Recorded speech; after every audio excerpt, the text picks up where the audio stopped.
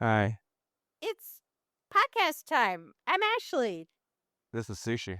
and this is We We Should should Pod pod That. that episode 9? Oh my god, I think it Wow. is. We should watch that with Ashley and Sushi. Feel the vibes, it's a night so lush.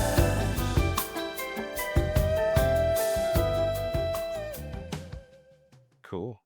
What are we talking about this week?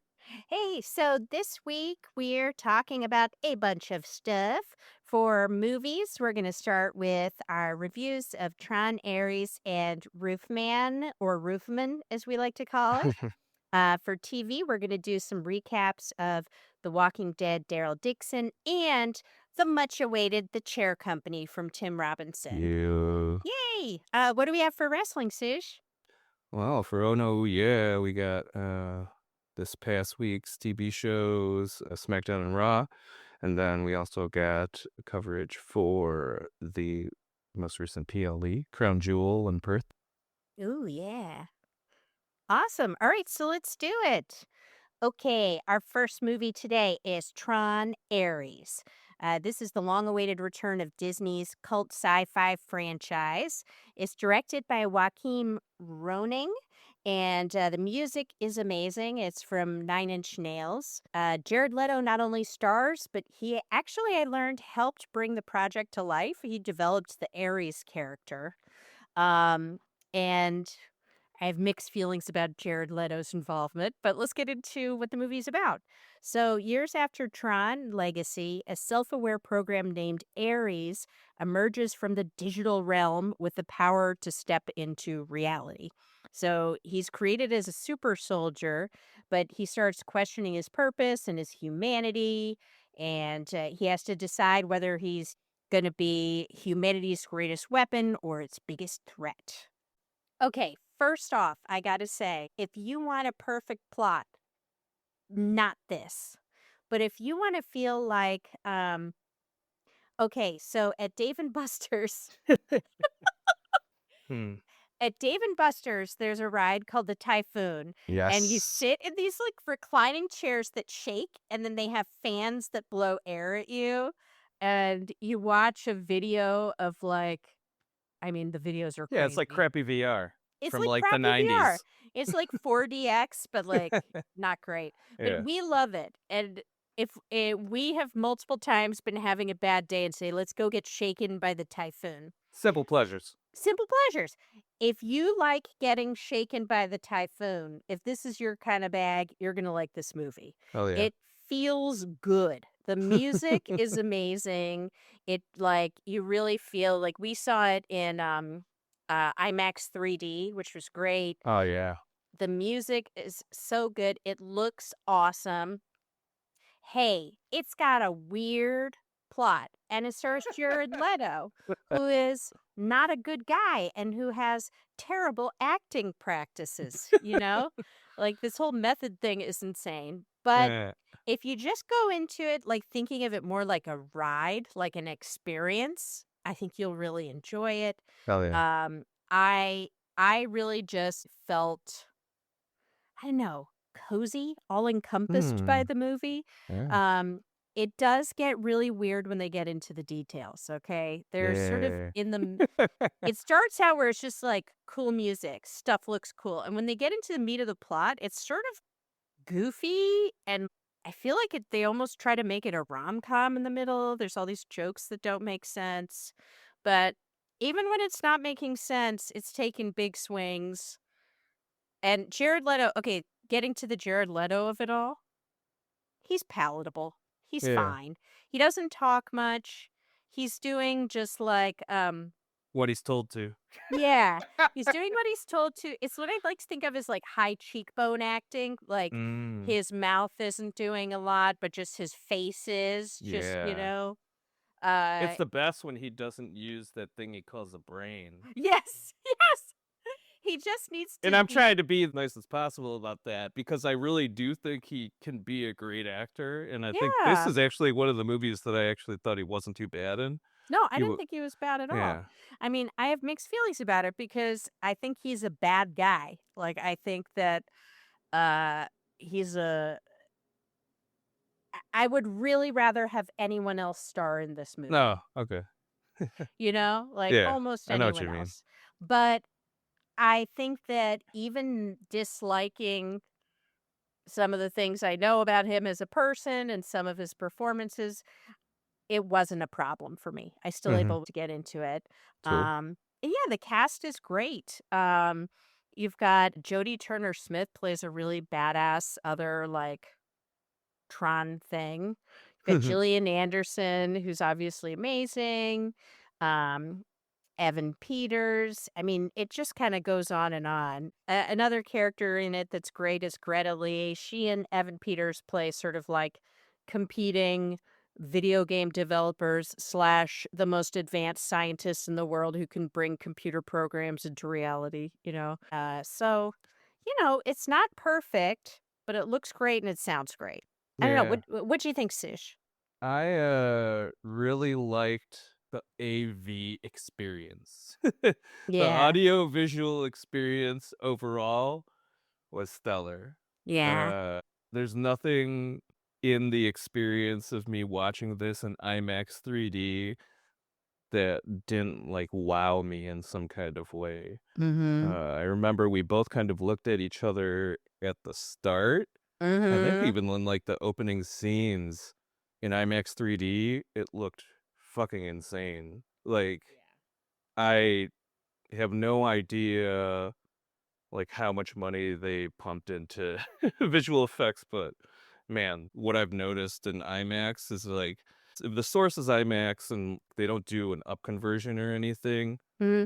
it can turn out really beautiful. And I almost have a feeling that this was filmed with IMAX 3D in mind because even Mm-hmm. the depth and everything made sense in terms of like what was in each of the scenes and they were Mm-hmm. trying to like, accentuate. So yeah, that part was awesome. I don't think it's one of those movies where there's very nuanced characters. No. They're definitely very cookie cutter.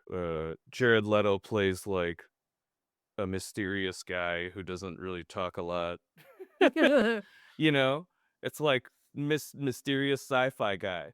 It's like kind of. I mean, he has less dialogue and probably even had less agency over like how to play the character in this Mm-hmm. movie as compared to like I would say the closest thing to it that he's played before would be his character in like, the new Blade Runner movie. Oh. I think like at least for the vibe, it's kind of Mm-hmm. close to it. They're both kind of like creepy dudes Mm-hmm. who hold a large amount of power, but you don't really know, what it entails, really. But yeah, Yeah. And yeah, the actors do the best they can. Like there's some humorous moments which are weird, but they're still okay. What'd you give for your score, Sush? enjoyment, I give it a 4. I think the Nice. only part that kind of took away from it is that there wasn't as much depth with the characters and the Mm-hmm. story. Seemed like a pretty popcorn type sci-fi movie, which is fine because Mm-hmm. everything looked phenomenal visually, and the Nine Inch Nails score was amazing. The quality, I gave it a 3. Again, mostly because it was really great as in terms of like the audio and visual, but script, characters, things like that kind Mm. of took a hit. So that's where I put it. Yeah. I gave, sort of in the same range, 3.5. If I was judging based on the beginning and the end of the movie, I'd give it a 4. Cool. But I docked it a little bit for that middle section, but still really enjoyed it. And for quality, I gave it a 3. Again, it's on a spectrum, but the craftsmanship is Hmm. great. And I really recommend the soundtrack. I've been listening Yeah. to it all week. So that is Tron Ares. Yeah, and definitely see this in a premium format. You'll probably Mm get the most out of it. We saw it in IMAX 3D, but I've also heard really good things about Dolby. hmm. Mm If hmm. you're really into the music and score side of things, then I probably suggest probably more on the Dolby side. But if you're more into the visuals, I definitely recommend like IMAX 3D. Yeah, and they have it in Screen X too. I don't know how many theaters have it, but we have one near us where they do the sort of the sides of Extended the view theater kind of have thing. Yeah. projections. All right, cool. So our next movie is Roofman. So this is a movie that we were so happy to see because we were sick of seeing the trailer Yeah. constantly. I think every single movie it feels like we've watched in the last I couple of don't months know. has I had the don't think that's trailer. the case, though. I just want to know, and I might just start doing this for the ones where we see the trailers consistently. I'm gonna start trying to see if I can find a specific figure for the marketing budget. Mm, Because I would assume that to pay money to the theaters to play this before movies, especially if you're playing it before every movie pretty much that yeah. they're showing, I'm sure it's not cheap. Yeah. Yeah. Seriously. And, it's an interesting movie because the trailers, oh man, it was so fun the first few times we saw it. We did get a little sick of it because we'd seen it so many times. Yeah. But it comes across in the trailers as being really goofy. So Mhm. I was really surprised when I found out it was directed by Derek. I'm not sure how to say his name, but I'm going to try. Looks like Okay. Cian France. He's the guy who did Blue Valentine and The Place Beyond the Pines, two very sad movies.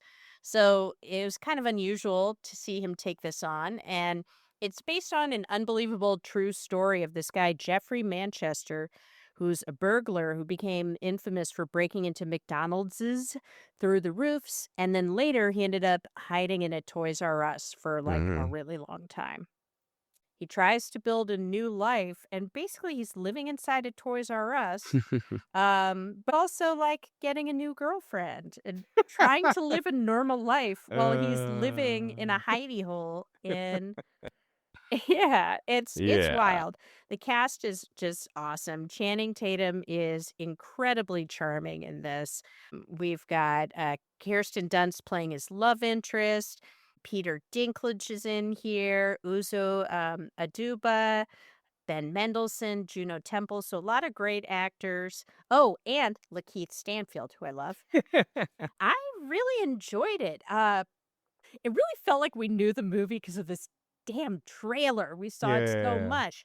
But I even turned to you at one point during the movie and was like, "This is better than the trailer. The Oh, trailer didn't yeah. oversell No, it." I definitely thought that too. It was really enjoyable. And it's just a story of this guy who makes just the wrong decision at every possible juncture. And you really feel for him, and you Mhm. feel for him so much that you kind of forget that he broke into 45 McDonald's and held employees hostage, like, every time, Mm. Like, he had a pretty serious crime spree. He's a guy who got out of the army, and they sort of frame it like he didn't know what Yeah, to what to do do with with his his life. life after. But, Channing Tatum's really at the top of his game here. He's super charming, super pathetic, really he moves really well. Like, seeing how he does the various crimes is really interesting and cool to Yeah. watch. He and Kirsten Dunst have, like, awesome chemistry. I really loved them as a couple.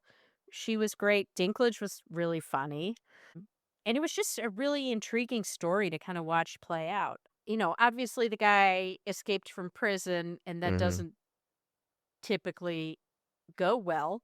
So, it's got an ending that's like a real life ending, but yeah, I just really enjoyed it. It's at the top of my list for movies to watch with my parents at the holidays. Yeah, definitely a good movie for the family, I think. Yeah, what'd you think?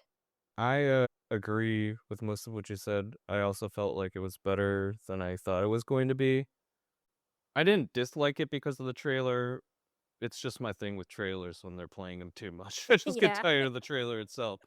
But we were thinking that it was probably more on the comedy side, but I think it was like dramedy or yeah, comma Yeah. drama, dramedy. Yeah. So yeah, I like that aspect of it. I think Channing Tatum did a great job. I think Kristen Dunst did a great job. Spider-Man kind of ruined her for me for a Oh. while. So I do like seeing her in roles that are not Spider-Man. Mm. I will say I had to poke fun at the fact that we're seeing another movie with her where she's singing Oh, yeah. because She she just wants to. It's like she wants to remind everybody that she sings, and that's fine. Whatever. At least it's not as in your face this time, and she's in a choir and she's not like the lead or anything. So Mhm. it wasn't as bad as like Spider-Man 3 or Yeah. whatever. Peter Dinklage did a good job too. Uh, yeah, I don't really have anything bad to say about this movie. Mhm. It's a bit mellow, I'll say It is that. a little mellow, yeah. Yeah, so I don't know if it's like a movie you should be seeing if you're trying to find some energy. But this is a great Saturday, Sunday afternoon matinee. For enjoyment, I gave it a 3.5 out of 5, Mhm. mostly because the story was fun. I don't know how much of it actually was in line with the real life events, but the way that it was written with some comedic touches, but also with heart and realism of the consequences and everything was good. Um, and for quality, I gave it a 3, mostly because I don't think there was anything especially bad. Mhm. So, everything was solid, but nothing Mhm. like too stand out. Yeah. So for my score for enjoyment, 3.5, same as you. I Mhm. think it's really solid, entertaining, good across the board. And for quality, I gave it the same. The only reason I didn't score it higher is just, it's not reinventing the wheel, but I think it did everything that it set out to do really well. So that is Roofman. Mm, Okay, Sush, this is exciting. hell It's yeah. the chair company time. So we are obsessed with Tim Robinson, Hell yeah. and we have been like very excited for this show. So Mhm. I'm going to give you sort of a brief rundown on the plot here. So, and there's so many small, you really have to see it though. There's so many small little hilarious moments that I couldn't even fit in. So basically, Tim Robinson plays Ron, and he and his family are out celebrating a promotion when he picks a weird fight with a waitress about malls. So Oh my he god. um he works for and is heading up a project for a mall, which his son brags to the waitress about. She says, "Oh, I don't think I've been to a mall recently," and he starts trying to prove that she has been to a mall, even though she hasn't. It's I nuts. love I love that he goes to the extent of like calling they're in a restaurant. Yeah, so he calls the restaurant a mall. Yeah. It's He's like like, you're in a "Malls mall have right really now. And changed." she's like, "No, we're not. This is a restaurant." I know. So he gets really tense, and then it sort of comes to a head where she goes to clear the table, and he's like, "No, don't clear that. I'm not done eating it." And she's like, "You want to keep this half a deviled egg?" And he's like, uh, "Yes." So he yeah, brings it keep that in home. mind because that's gonna be important later. Yeah, it's a Chekhov's half a deviled egg. Oh my god. And his wife is like, "But you're just nervous about your big speech tomorrow." And then the next day we Wait, see him. hold on a second. Before you go, Oh, my favorite part about that whole yes. scene is the fact that when the waitress walks away, he admits that it's not a mall. He's like, "Oh, yeah, it's not a mall." Ugh, but such a bizarre little man. I know. So this is a bizarre little man show, Oh, hell yeah. So the next day, he's got all these nerves about the speech. He gets up. He says all these weird things. He wants the mall to be as peaceful as a walk through the wilderness. Goes great, relatively speaking. And he finishes his speech and goes to sit down with his coworkers, and the chair dramatically collapses. It It just just sort of falls into it pieces, man. falls into pieces. Like it like disintegrates. It's crazy. He hits the floor hard, and then while he's on the floor, he happens to look up and he sees up his coworker's skirt. It's Ah. awkward and awful. He in everything's unraveling. Oh my god. So he holds it together, but you can see that he's simmering. And right after, he runs to his office and he hides under his desk and sort of has what I can only describe as like a temper tantrum. Like he's just like, "Ah." And so he's spiraling. And then his coworker comes in to look for him and he has to hide from her. So then we see.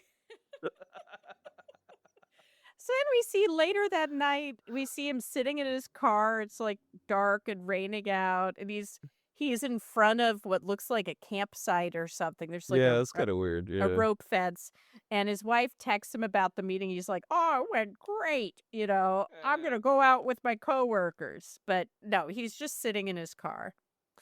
So the next day, he's back at work, and yeah, he can't stop talking about the broken chair.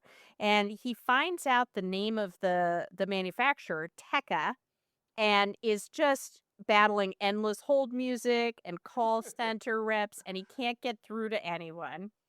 Hmm. And finally, he gets a call rep to say that if someone was hurt using the chairs, Tekka's legal team would contact him. So that would be his way to Yeah. get in contact. Because also, it's important to know he wants to get in contact because everyone laughed at him because he's a piece of shit and there needs to be a recall on a wide level. That's what he Oh tells my the god. call reps.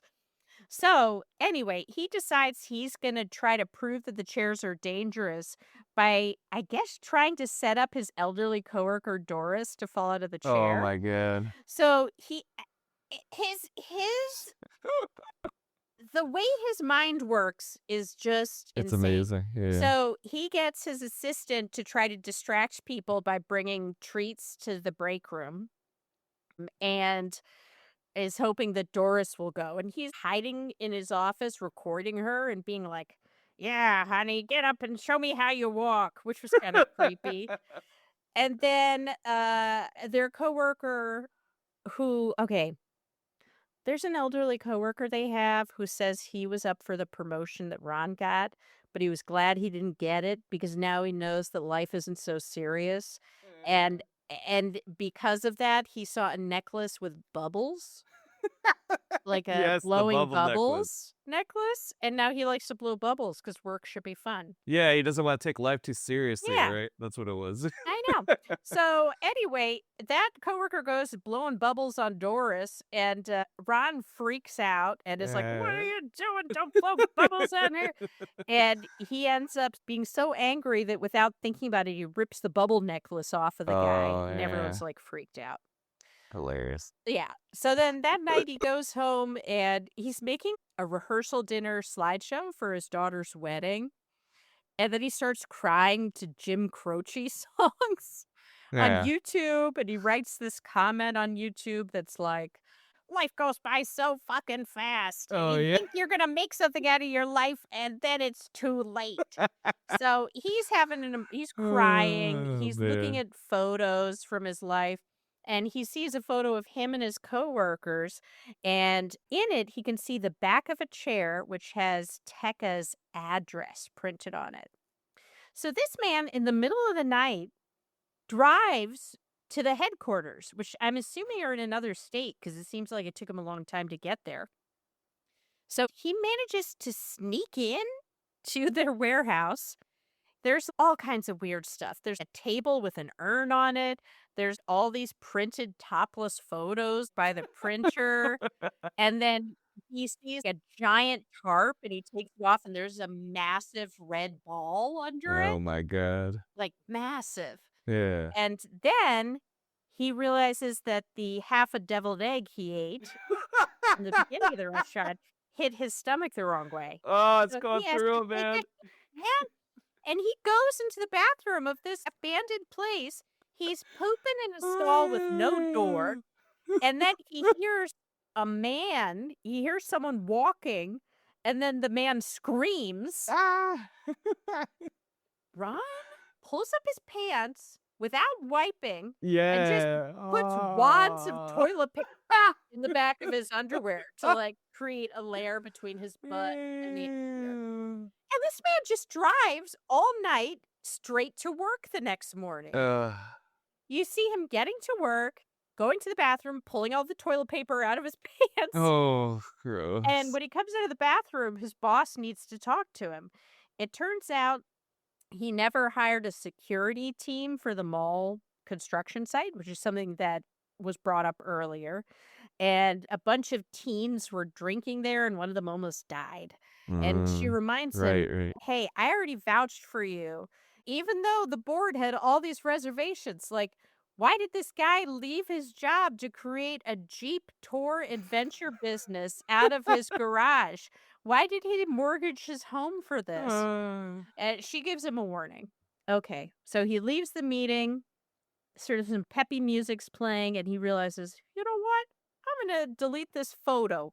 So he deletes the photo with the Tekka quote evidence and is going out to his car. When he gets out to his car, this man comes out of nowhere and says, "Stop looking at the chair company," and hits him in the head with a pipe, knocking him out for a second.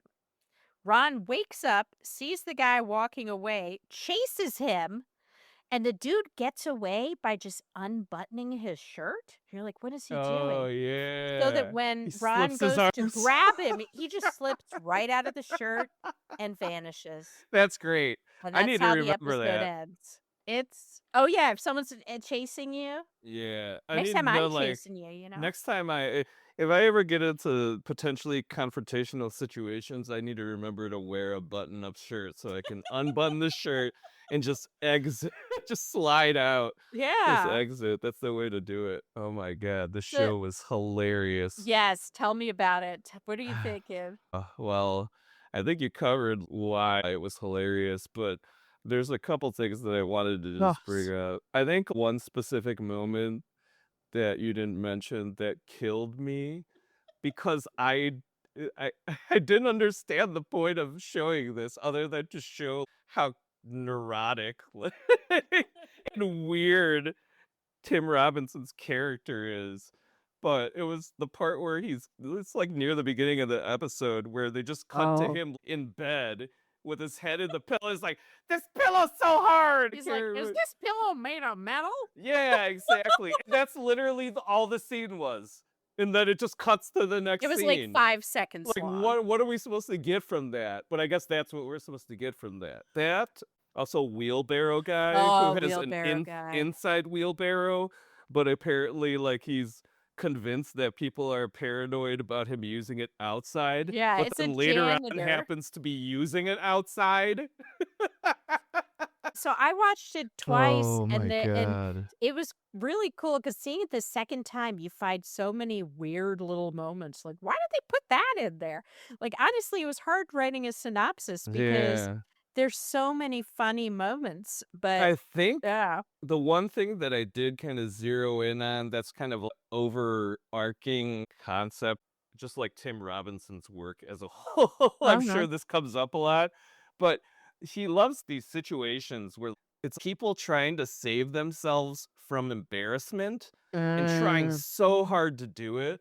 They're almost able to avoid it too, but then something small happens, or it's potential that they could get caught. Like we have him accidentally looking up his coworker's skirt when he falls on the ground. We didn't know if it was going to happen. They teased it for a moment, but then he actually did look.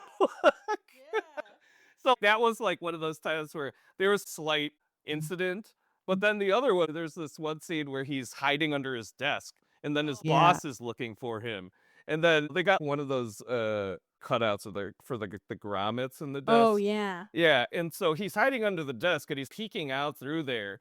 But then his boss happens to glance down for a moment and they make eye contact for a second. And then luckily he moves his head and she doesn't like She try to, doesn't put the check. pieces together, but Yeah, it's yeah, insane. But it is. I'm really looking forward to like what's happening because I have no idea what to expect from this I because know. I know there were several times where we were questioning whether or not this is him seeing things. Right.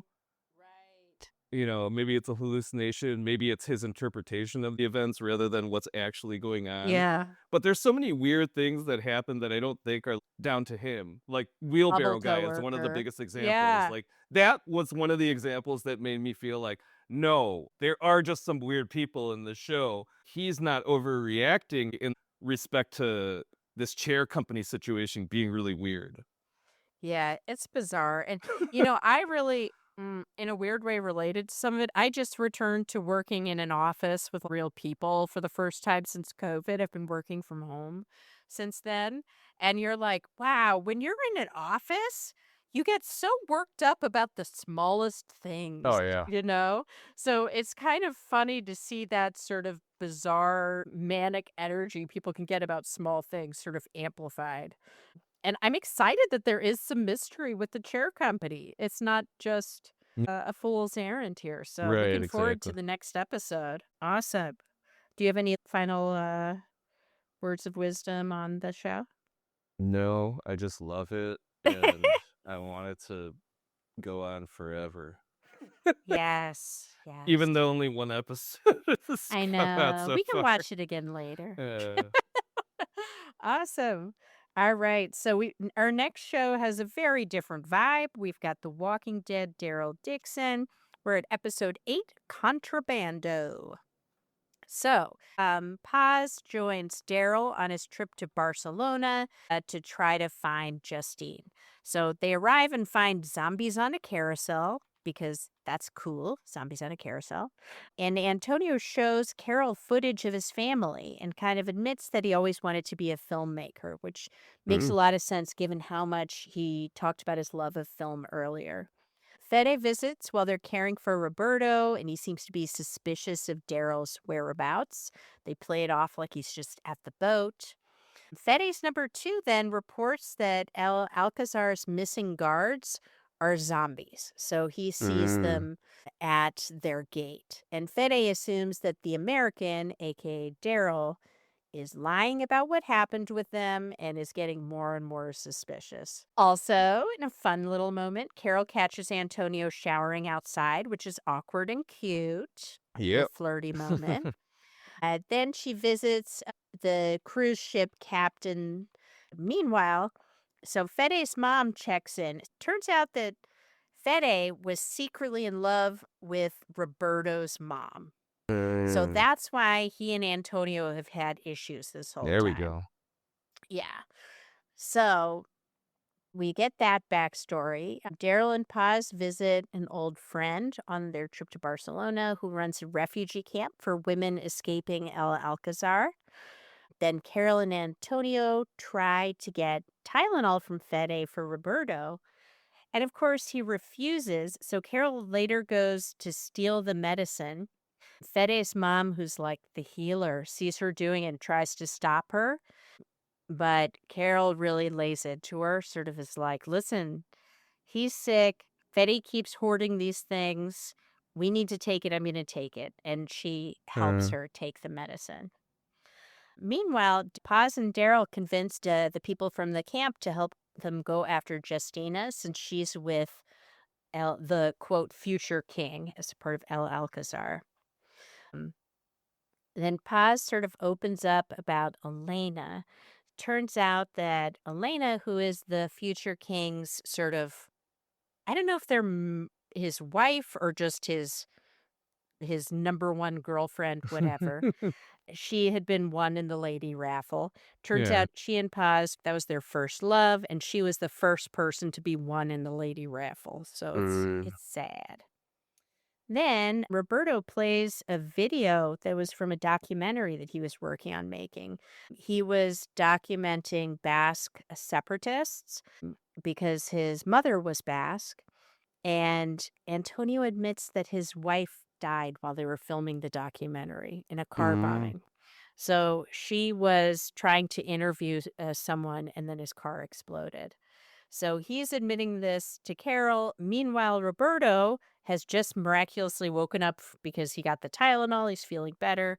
And mm, he overhears this. He had never known that that's how his mother died. So he's mm, devastated. Then we cut to Elena and the quote, like future king arrive just as the group attacks. During the chase, Paz's friend fires a bazooka. But Paz thinks it's going to hit the car that Elena's in. So she pushes the woman, and the bazooka ends up hitting a fence that was keeping the zombies out. So now mm, they've got all these zombies. yeah. Meanwhile, they found Justina, but she's in a transport truck, and it just drives away. Carol and or sorry, not Carol, Daryl and Paz and their team, they have to leave because there's too much danger there. So then we cut back to the town, and guess what, guys? Antonio kisses Carol.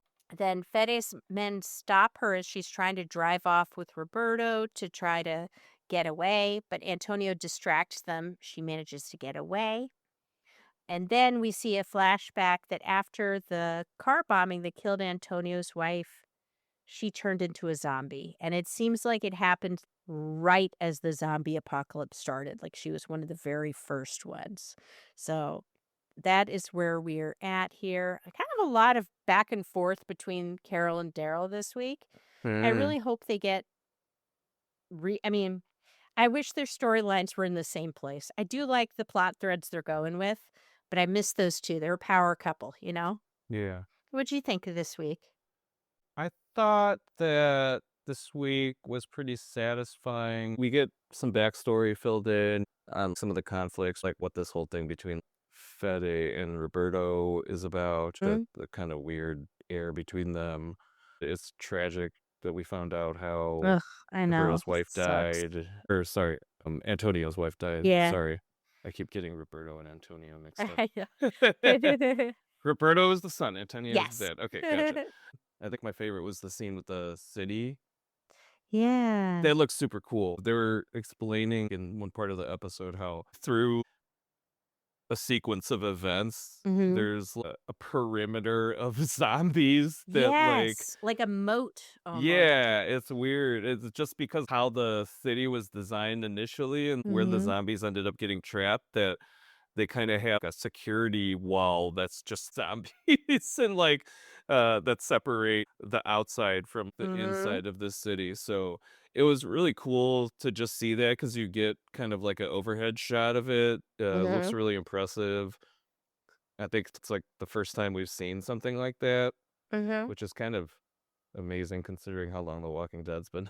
You'd think somebody else would have come up with that. And then you're kind of led to believe that something's going to go wrong. Like, how could something not go wrong when you have Right. that many zombies in one area? All it takes is literally somebody to break down the wall.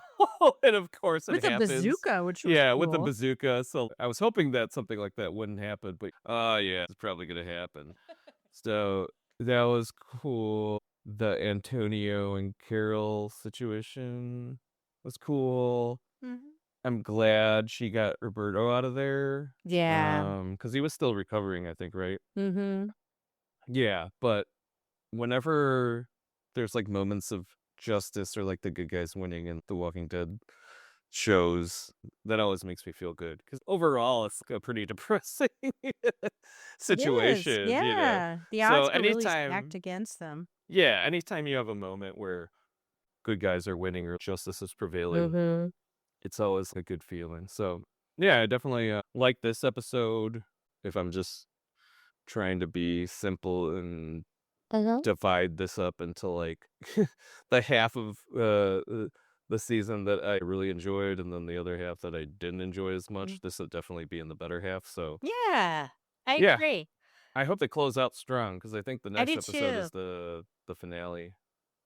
Wait, the next one? Yeah, for the season. These are short seasons. That's right. They have 7 episodes instead Because of 8. this is like an AMC Plus show. So yeah. Oh, wow. Okay, that'll be really interesting. Cool. Excellent. So that is what we watched and what we're planning to watch coming up. We got Good Fortune. That should be fun. Aziz Ansari and Keanu, and that'll be awesome. Then we have After the Hunt, which I don't know.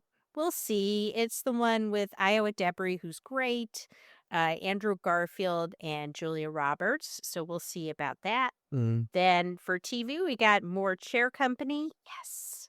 Yeah. And more Daryl.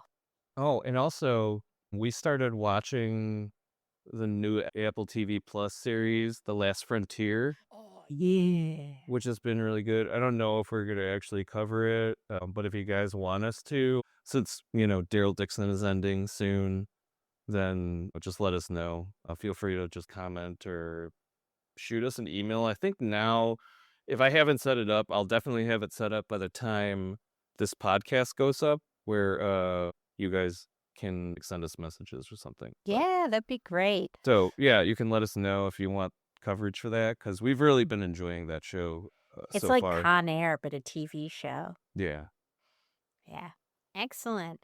Awesome. All right, Sush. So what do we have today for wrestling? All right. For oh no, ooh, yeah. Oh, yeah. Yeah. Well, we're in Perth, Australia for both shows in the PLE from this past long weekend. So for SmackDown, I'm just going to cover events that don't lead to Crown Jewels since it's a safe bet. Anyone who knows, who cares, knows the results by now. So Yeah. let's get started. SmackDown on the 10th, promos and drama. We get a 2-minute long video to kick off the show showing the transport of the Crown Jewel belts from Riyadh to Perth. If I haven't mentioned that we think Chelsea Green is one of the reasons that we still tune into SmackDown, I just want to make that clear. We get a fun backstage moment where she's recruiting for Slajan of the Secret Harvest. This time she's on to Stephanie Vaquer, or as Chelsea refers to her, La Primavera. One of my favorite pasta dishes, y'all. Pasta Primavera is the best. She says she's La Primavera, even though, like, because she's La Primera, but she called her La Primavera because apparently she has the secret sauce. Yeah, I love it. She continues to shower Vaquer with compliments while talking shit about Tiffy, or as she refers to her, Tacky Time. And of course, Tiffy happens to stroll by while this is happening, leading to Chelsea's early departure. Steph lets Tiffy know that she has her back for their tag match later that night, but she won't be backing down when they go one-on-one at Crown Jewel. Cody is backstage after giving an in-ring promo earlier and runs into Jacob Fatu. They have a verbal exchange. Fatu basically just says after he's done with Sep, he'll be waiting. Cody seems to be fine with it, so that's cool. Nick Aldis happens to swing by afterwards and compliments Jacob on the initiative, asking him to stop by his office later. Jacob seems pumped, but Drew attacks him shortly after this. Nick Aldis and some officials run back in to break things up. Drew backs off, but tells Nick they need to talk. Later backstage, we see Nick talking to Drew, telling him that he was already planning to have him go up against Jacob next week. Jacob comes through pretty much right after this is said and gets into another scuffle with Drew. So basically, these guys have like taken over for Rusev and Sheamus backstage brawling, but for SmackDown. So yeah, that's been fun. Love it. Given Jacob's track record as someone who doesn't really have to engage in hijinks, I'd be down to see him go toe-to-toe. Like, Drew has definitely been less whiny since this conflict, so yeah, maybe he'll fight clean this time around, instead of trying to just kick people through announce tables and stuff. But we'll see. We get another cute backstage moment with Alexa, Charlotte, Zarya, and Sol. It sounds like they finally settle on having a match with each other, but nothing actually gets confirmed. Whatever, it just seems like WWE is trying to make sure we don't forget for a payoff later on. I question how necessary this is, though, because we got the PLE coming up literally the next day after this. So, and there's no match announcement from this, so yeah, I don't know. At least Charlotte's outfits keep getting better, I guess. She's rocking another one of those athletic looks, and she's like rocking some chains this time. Hell yeah. Yeah, and her and Alexa have been pretty consistently funny, even though this week it was a little bit more hammy. I like the hammy stuff. I think it's fun. Yeah. The Miz gives a backstage interview about his conflict with Carmelo Hayes, where he basically just brags about his accolades and how Melo is a loser he couldn't elevate. I don't know if this means he's finally done having the back and forth with Melo, but I almost agree with the Miz. Like, obviously, I know the real problem is creative doesn't know how to sell Melo as part of the main roster yet. So, Miz is tied up in the storyline with him until hopefully they come up with something more interesting for him to do. I can't predict what's going to happen, but I think this conflict is a bust, and anything that could have come from it already has come from it. So, yeah, we should move on from that. All right, on to the matches. I had the U.S. Championship Open Challenge. Sami Zayn versus Shinsuke Nakamura. Yeah. So after being off WWE TV since June, Shinsuke Nakamura returned. His heel music and look are gone, so it looks like the rumors are right, and creative repackaged him as a babyface again. So really looking forward to this because I think at least a few of the SmackDown roster I'd be cool with seeing less of to make room for Shinsuke. Yeah. And some highlights of the match. There's a point where Shinsuke looks like he was about to win. but some hoodied individual interrupts.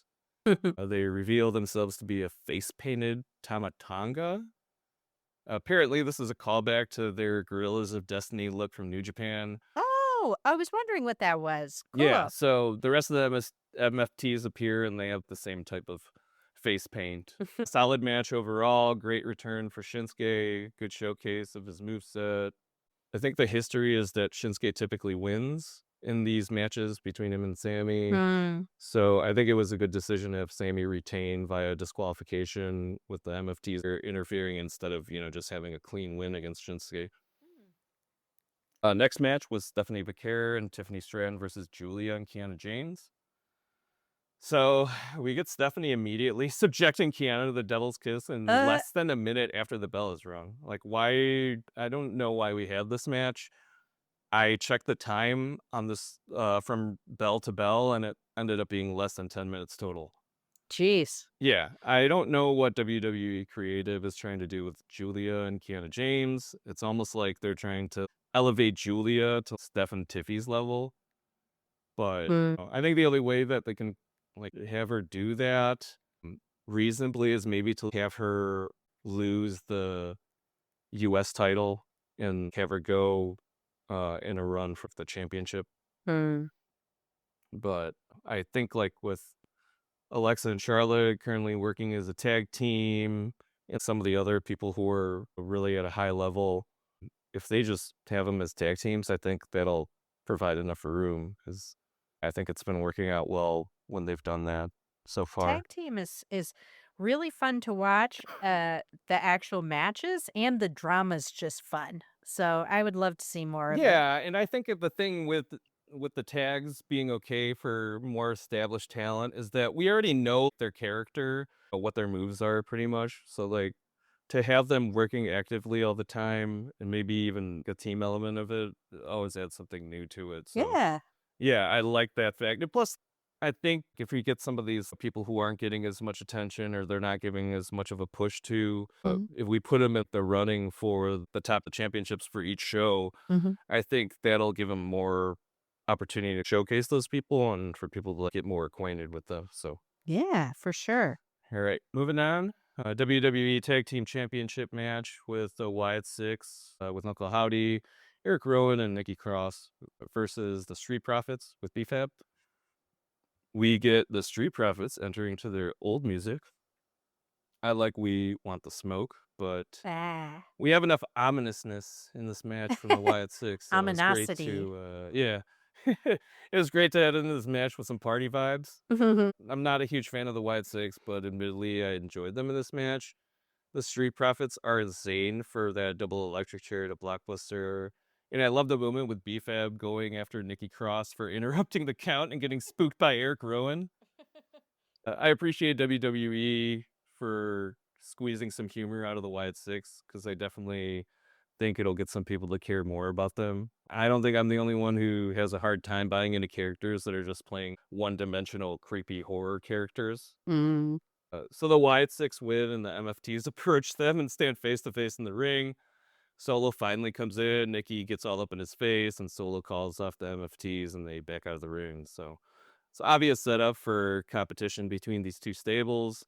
I don't know how I feel about the Street Profits inevitably being put on the back burner while they do this, but hopefully Creative has something more exciting lined up for them MFTs this time. Last man standing match, Aleister Black versus Damian Priest.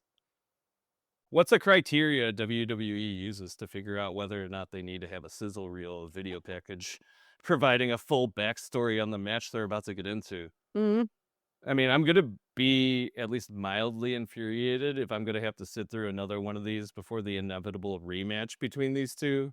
So yeah, that's that commentary for that. Aleister Black's mask was cool. If I haven't made it clear on this podcast, also, when it comes to entrance themes, I am 100% CFOs over Def Rebel all day. I know, Ashley, you hate Aleister Black. He's or at least, creepy. yeah, you think he's creepy. But man, that entrance music with the mask last Friday was rad. Yeah, it was cool. It was all right. Yeah, but that match was crazy. Yeah, I swear more time was spent outside of the ring than inside. There's definitely more than a few moments where these guys take some serious bumps. They sell it so well. It's definitely my favorite match of the night. Mm. Well-deserved finale, well placed. We get to a point where these two end up fighting on some equipment. Damien clearly is about to win this match, but Zelina Vega, who is Aleister Black's real-life wife, interrupts, basically trying to get Damien to spare him. That doesn't work, but as Damien's about to finish Black off of the South of Heaven, he shoots fire at Damien and knocks him off the equipment with a black mass, resulting in Damien being knocked out cold and losing by a 10 count. I have to assume WWE has had good feedback with wrestlers being in storylines with their real life partners, like Becky and Seth and Punk and AJ Lee, because I think this is like the third time this year we're seeing it. So, and I'm fairly certain this is the first time we're seeing Vega and Black together on TV. So I don't know if either of these two have a big enough following to get the same response that Becky and Seth or Punk and AJ did. But yeah, I'm open to whatever, as long as the story feels natural or makes sense. So that's it. Also, their personas are very different, so that could be a fun interplay. Yeah. The one thing that I will give WWE credit on is if they're going to do a fairly major character change, they seem to pull those people out of regular TV appearances for a while. Yeah. Because Zelina Vega, I think, has been out, or at least she hasn't been on for maybe like a month, I would say. Or I don't remember being on for at least a month. I think they at least do a good job of doing that, because then that kind of like resets it, gives them a chance to kind of do that a little bit. So, yeah. So that's SmackDown. Moving on to Crown Jewel.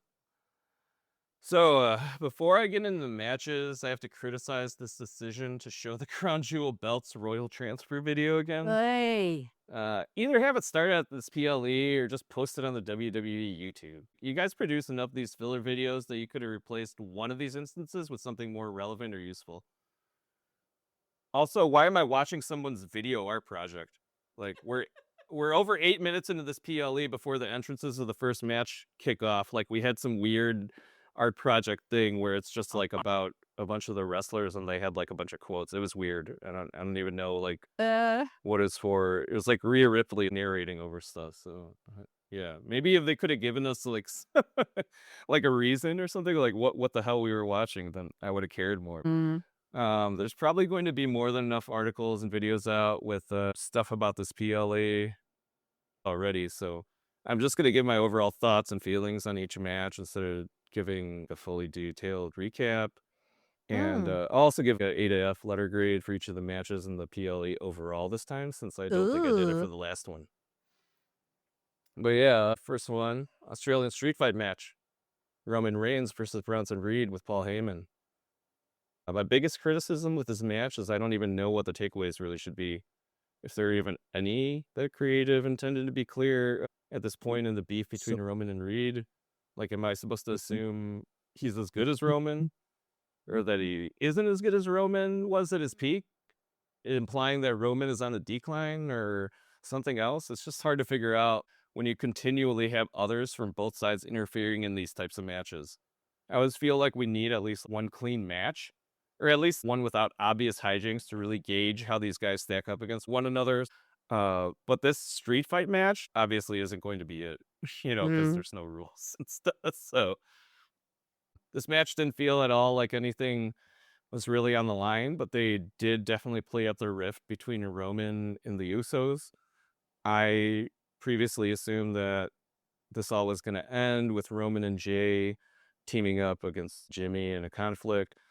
But it looks like Roman doesn't want to deal with either of them because he said he doesn't want to see either of them till Christmas. So I guess for the holidays? yeah, Just well, for they're family. Yeah. Yeah.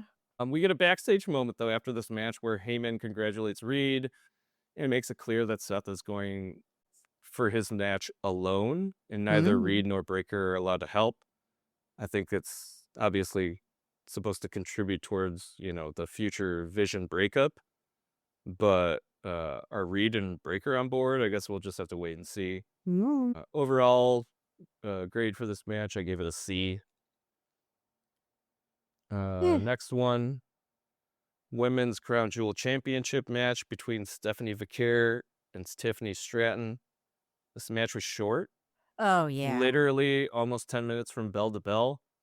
I get that WWE is trying to elevate Stephanie Vaquer to the top of the women's division as soon as possible, but I don't know if a fairly short match that didn't really showcase the best of these two in a convincing manner is really going to make me believe that. I swear that Vaquer is now doing more promo and mic work than actual wrestling, and given how infrequently we tend to see those leading their divisions on WWE TV shows, I'm just concerned that this is going to happen for her. Like, I don't want another absent champion, and she and the fans deserve better from WWE. Hell yeah. So for that match, I only gave it a D. Stephanie won. Next one, John Cena versus AJ Styles. Oh my God, yes. I don't need to say shit about this match.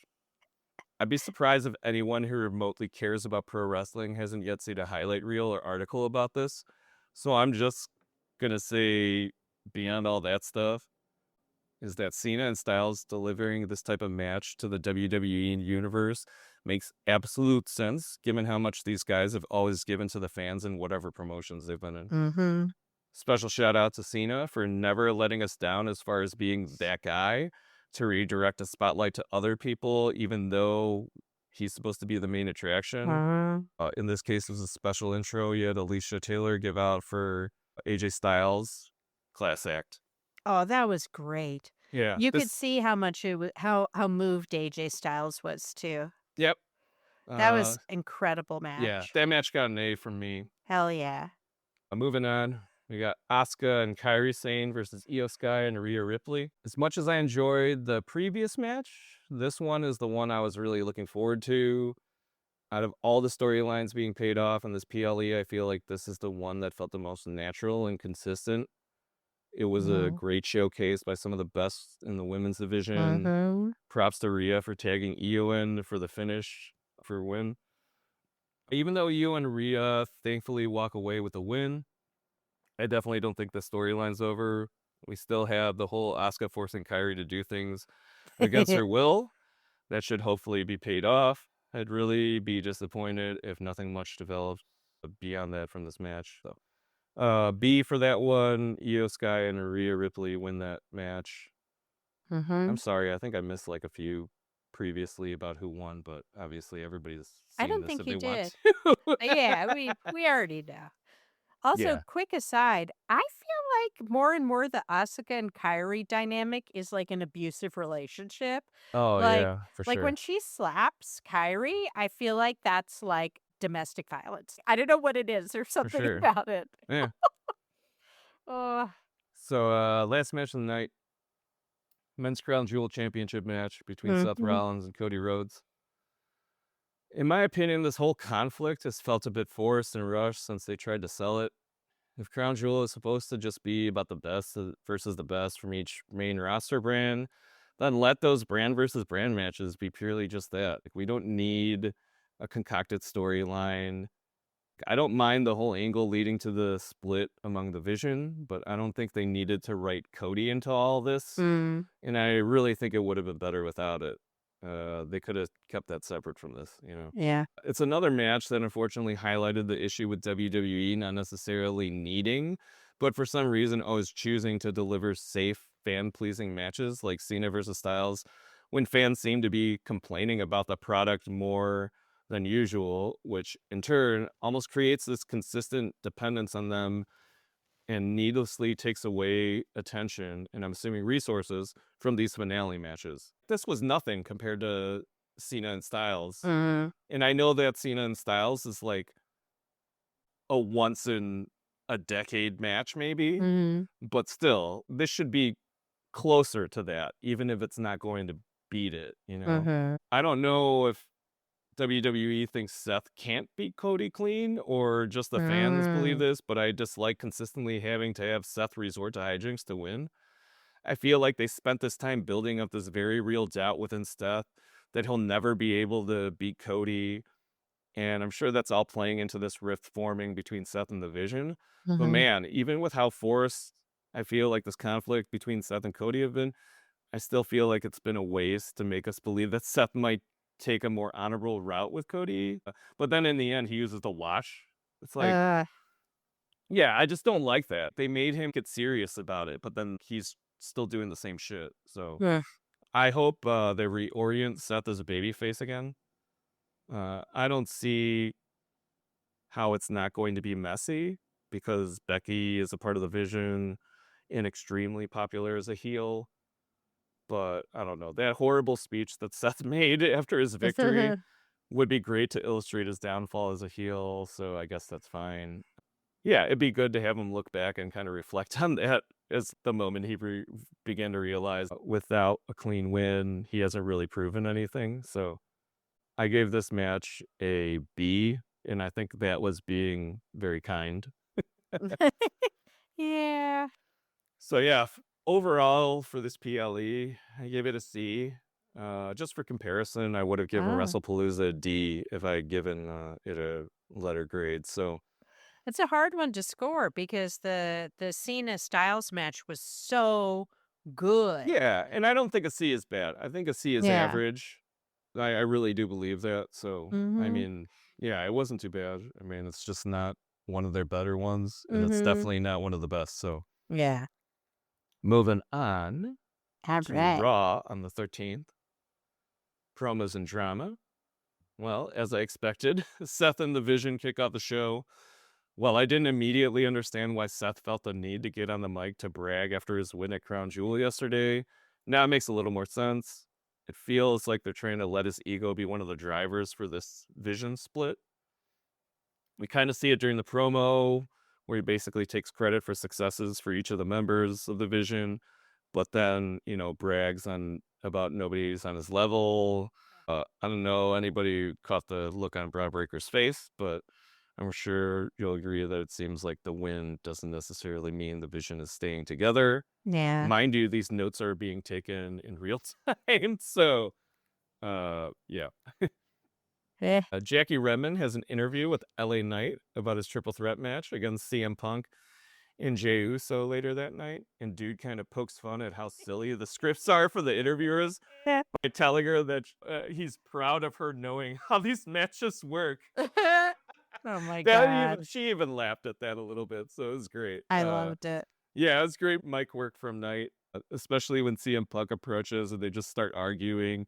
And Knight comes at him and says he needs to accept the isness that is him. I love these two together. Yeah, and basically that he's going to be next in line for the World Heavyweight Championship. Yeah, I'm pretty sure I mentioned this in a previous podcast, but I love how sarcastic both of these guys are, and they do such a good job playing off of each other. We tune into what's basically become my favorite soap opera, the sad Kairi saga. This time she's sad because her and Asuka lost at Crown Jewel. If that wasn't bad enough, Asuka volunteers Kairi for a match against Rhea, saying it's to defend her honor. Kairi tries to refuse, showing Asuka a bruise on her forehead apparently from that match, but Asuka isn't hearing it and just slaps Kairi across her face, making her even sadder. She needs help. Yes. We get another backstage moment with the Vision where Seth is incredibly complimentary to his entire team and seems really genuine in expressing his love for them and this contentment over them being at the top. This definitely is a step back from his in-ring promo earlier, where his ego slipped through every so often. If this wasn't so genuine, I wouldn't be so convinced that Seth is bound to turn babyface in the upcoming months. Yeah. Finally, AJ Styles is backstage talking to Adam Pearce. And Dom happens to interrupt and complain about how he's the only one working to defend his title. So AJ takes the opportunity to piggyback off of Dom's comment and brings up one of the top complaints that fans are always bringing up recently. Finn Balor and JD McDonough haven't been defending the tag team titles. So he suggests that he and Dragon Lee compete for them. Pierce hilariously gives Dom credit for coming up with the idea and thanks him, setting the match for next week's Raw. So that'll be fun. Looking forward to Mhm. that. I'm pretty sure AJ and Dragon Lee are Oh, gonna that's gonna be get the titles amazing. unless somebody helps out. Yeah. Hell yeah. Uh, Look, I don't dislike Stephanie Vaquer at all. I totally think she deserves all the titles she's won and suits the role of an honorable champion really well. But I hate that they need to always have her make some kind of speech about it every time. Uh, I'd probably have less criticism over it if they didn't have her basically winning every title she's competed for within the past year, but that's not the case. So we get a moment where she's about to come in ring to celebrate her crown jewel win, but gets interrupted by the Judgment Day ladies. Roxanne gets in her face claiming she should have won the title, and while I'm aware she had a good run on NXT, I just don't feel like she's at Vaquer's level. Maybe give it a few months or even give the opportunity to Raquel since she's had more time on the main roster. mm-hmm. Let's move on to matches. We got the Intercontinental Championship match between Dominic, Mysterio, and Penta. Oh, hell yeah. It's a great match. Love watching both of these guys wrestle, so treat to have them go one-on-one. Even as entertaining as he is as a heel, I really think Dom just keeps getting better as a wrestler too. I was initially dismissive of his skill set, but even if he does often cheat to secure the win, matches like this one, we can see that he's very capable. Mm-hmm. Yeah, man, damn, Dom almost threw Penta into a goddamn child.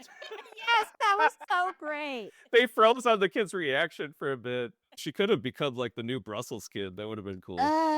I think the use of the hidden bell oh, hammer hell in the yeah. boots when Dom did the 619 was seriously innovative in a very on-brand Susio style. He just finds so many creative ways to, quote, cheat. Yeah. And I love it. I love it. Yeah. My last comment that's associated with this match is that if I haven't mentioned how much I love how Dom reacts whenever he's aware Rusev is around, it's probably one of my favorite things at Raw lately. I know some people don't like it, but like that backstage moment with Dom quietly sneaking away when he realized that he was about to encounter Rusev was pure comedy. It was great. I've seen some fun memes of that, actually. I loved Yeah. that moment.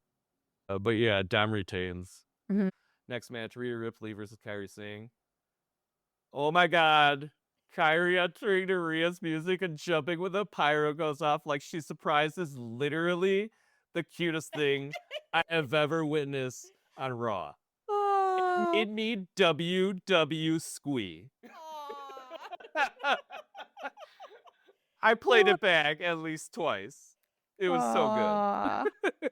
Oh my god. Oh man, but I'm sorry. These two are so cute as a tag team. Io seems to bring out like the silly side of Rhea that we typically only see in like the behind the scenes stuff. But it still doesn't take away from her cool, her intensity. Yeah. Not sure if anyone has caught this, but Rhea's rocking the flags for Japan and Australia on the back of her boots. So I'm assuming and hoping that these two will stay together as a tag team for a while. What a dream.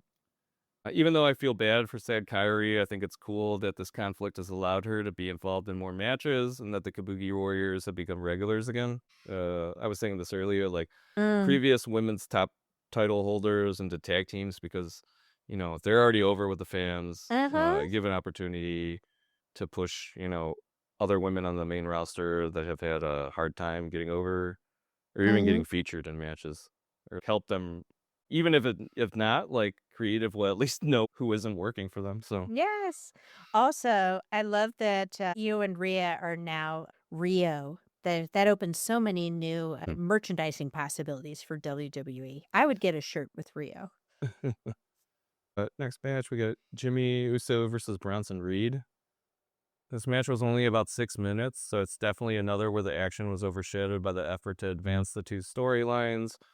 The developing split between the Vision, illustrated by, you know, like how tight the Bronze are, and the Usos splitting, given the ongoing arguments between them, even after Jay comes out to help Jimmy. So Bronson won that one. We get Bailey and Lyra Valkyria versus the Judgment Day ladies. Man, the only thing worse about having to watch Crazy Bailey in ring is having to watch the stupid backstage promos leading into the match. I don't really have a problem with her as a wrestler, even though she's definitely not among my favorites in the women's division. But either she's horrible at acting or this character is just not good for her. It's unconvincing and cringy, and while I'm on board with Lyra being more aggressive as a side effect, I think there's other wrestlers or even factions that they could have leveraged to make that happen. I got nothing else to add about this match. My only addition would be it makes me uncomfortable watching Bailey. It's not enjoyable. Ugh. Yeah, no, I don't really like Bailey's acting. Yeah, I think that the character just sort of isn't playing to her strengths. Moving on. The last match of the night, triple threat, number 1 contenders match for the World Heavyweight Championship. CM Punk versus Jey Uso versus LA Knight. I will never turn down an opportunity to watch these three wrestle, but let's be real. CM Punk and LA Knight need some actual storylines beyond being good guys that stand up against the Vision. Punk and Knight are lucky to be paired up fairly consistently, because if they weren't so hilarious playing off of each other, I'd probably be too distracted by whatever creative is trying to force me to pay attention to remember that they've been around. I'm not sure if everybody caught it, but Punk giving Jay the GTS at the end knocked his grill out of his mouth. That was pretty funny. Especially the look on Punk's face when he spotted it and picked it up. I'm glad Punk picked up the win, but man, what happens next really makes me think this guy has the worst luck. Because Seth and the Vision do their usual approach to the ring. The Bronze attack Punk. After doing a victory pose together, finally, the Vision split happens. We did it. Breaker spears Rollins out of nowhere, followed by Reed with a tsunami. Heyman tries to look surprised initially, but eventually progresses into a scowl as they stand over Rollins, laid out in the middle of the ring. Looks like Punk might have to wait for all this to play out before he gets that match against Seth again, huh? But yeah, based on this win at Crown Jewel and WWE's recent tendency to not know when to pay off their storylines, I expected this to be happening a few weeks out. But it honestly seems like they've started to listen at this point, because we're recording this a little later than usual. We have actually had confirmation that Seth, his shoulder injury is legitimate. So that is why they paid this off earlier, because I think there were reports that this was actually not going to be paid off until maybe like a year later, which I would have really been irritated about. Yeah, it was time. Yeah. And man, everyone is so excited for this breakup. I mean, the crowd was nuts. I really think the only great thing that crowds there. sucks is that I was hoping that they were doing this only because they're listening to the fans more now. But I don't think that's the case. I think it's like 50% now, you know? Maybe it was like 0 before. But they're listening to the fans like half the time now. So we'll see what happens. But, you know, sucks for Seth. I feel bad for him. But at the same time, it's almost what the storyline needed to like finally get that push forward, because they definitely were going to do it themselves. They were going to milk this for like another year before they paid it off. So I'm just kind of glad they did it, because, yeah, it was getting stale for me. So for sure. that's it for wrestling. All right. Upcoming this Saturday coming up is AEW WrestleDream on the 18th. I did also want to add, though, if you didn't catch TNA Bound for Glory, try to catch that. There's some good matches in that. Like yesterday, we watched Leon Slater versus Javon Evans, which is awesome. These guys are so good. Yeah. They had the Hardys versus Team 3D. That's a great legacy match. And then the finale was great, man. Trick Williams versus Mike Santana. There's some great moments in there. I almost cried with Mike Santana's tributes to his daughter. High it drama, was really man. moving. Yeah. So yeah, catch that if you haven't. Yeah, it was great. But yeah, AEW WrestleDream coming up on Saturday. And that is it for us. All right, another Take us week out. down. All right. Thank you, ladies and gentlemen, for listening to We Should Pod That. If you're so moved to do so, we would love it if you would subscribe, give us that thumbs up, and, leave a comment. Let us know what you're watching, what you'd like us to watch. You can follow us on TikTok, Instagram, and Facebook as We Should Watch That. Thank you so much, guys. Have a Thank great week. you. Bye. All right, take it easy, guys. Bye. In the air, friendships touch. Movies and delights, we'll share so much. Let's enjoy this side. Oh!